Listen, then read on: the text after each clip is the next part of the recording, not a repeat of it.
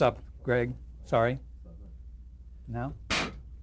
The last two names that I want to mention are people that you have mentioned in some detail, but I just kind of want your last thoughts on Orson Welles.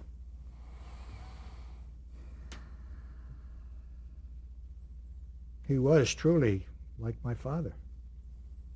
He was. I idolized him.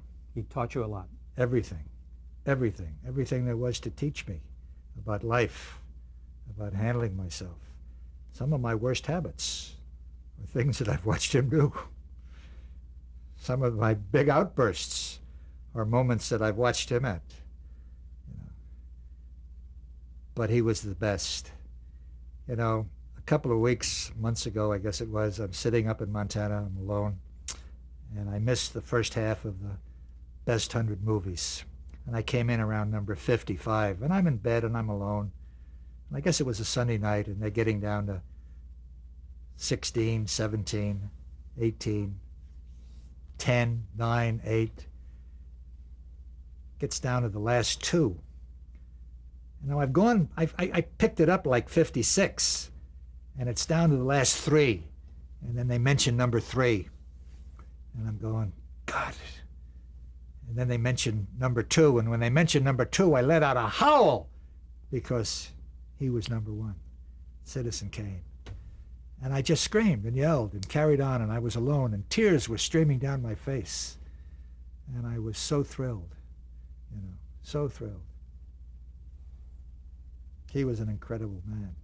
And all he ever really wanted to do, the only thing he ever wanted to do was to make movies. That's all he wanted to do. He made funny little movies in his garage. He went to Australia. He went to, South America.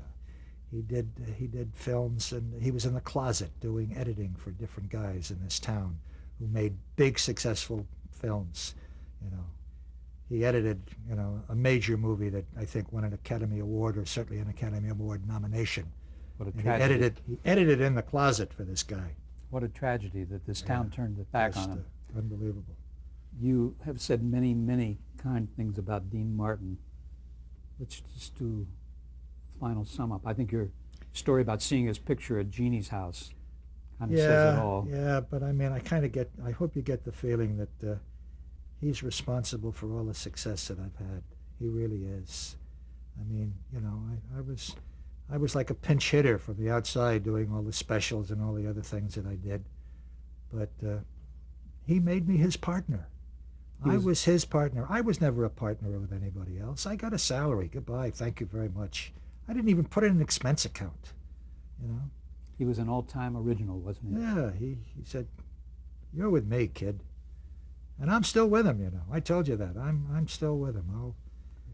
I tell people that, that all we ever had was a handshake, and some people finally look at me and they go, "You're serious, aren't you?" And I went, "Yeah, I'm serious.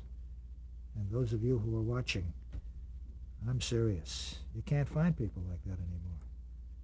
Unbelievable." Greg, Thank you. thanks. I enjoyed it. Thanks so much Thank for you. just giving us everything today. And it's going to be a wonderful addition to the archive of American television. And do you want to wet your lips? All right. I want to tell you. He made it to 100. You know that, George, didn't he? Jack Benny once said to us after he did a guest appearance, he came over and he said, "I want to tell you how I had such a great time with Dean and the girls, and you were great, and we had such a fine time."